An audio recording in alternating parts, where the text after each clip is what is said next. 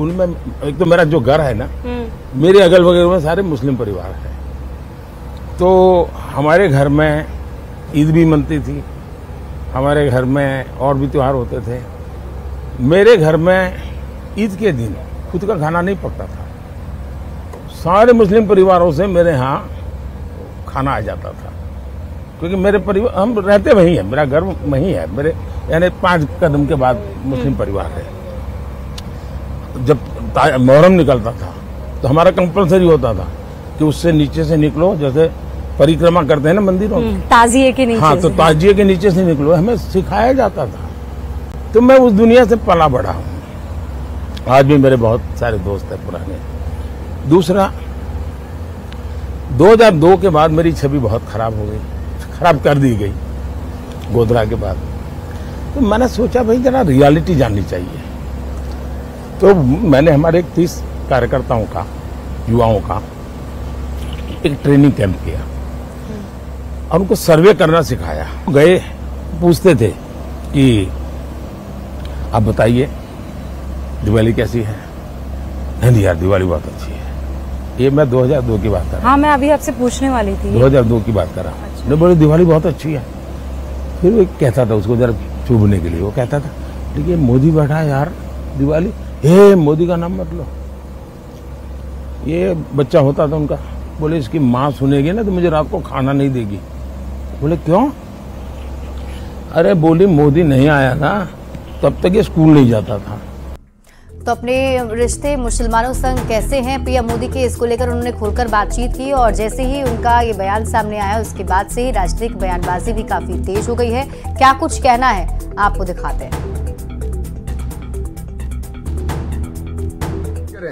2002 में जो हुआ था, आपकी सरकार थी, आप थे वहां पर, इसलिए हम लोगों पे आरोप मत लगाइए।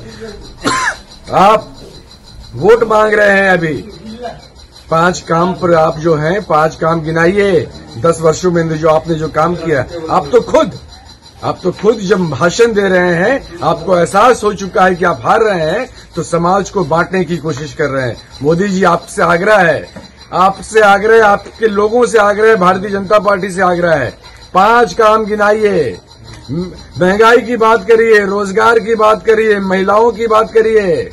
आदरणीय नरेंद्र मोदी जी देश के प्रधानमंत्री के रूप में 125 करोड़ देशवासियों की सेवा कर रहे हैं और जब वह कोई योजना लेकर के आते हैं तो देश के समस्त लोगों के लिए लेकर के आते हैं, चाहे वो किसी धर्म के मानने वाले, किसी मजहब के मानने वाले लोग हों।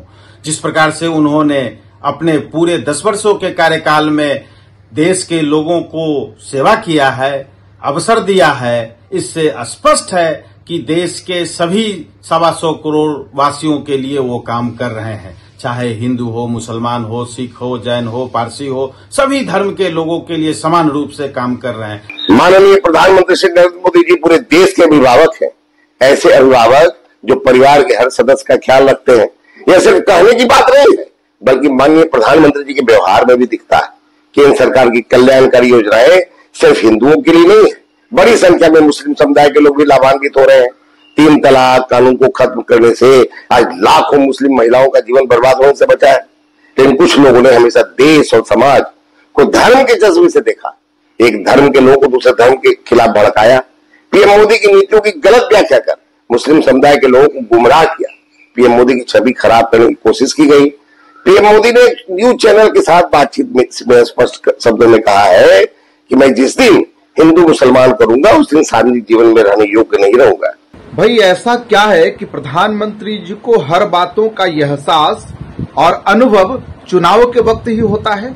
जरा उनके भाषणों को देखिए ना, किस प्रकार से चुनाव के वक्त वो लगातार हिंदू मुस्लिम किए जा रहे हैं। एक प्रधानमंत्री पद पे बैठा व्यक्ति अगर इस तरह की बात करता है तो क्या उसकी गरिमा के विरुद्ध ये बात नहीं है? चूंकि प्रधानमंत्री जी को यह एहसास हो चुका है कि देश की जनता उनको पूरी तरह समझ चुकी है और देश की जनता इस बार के चुनाव में नकार चुकी है उन्हें। और आइए अब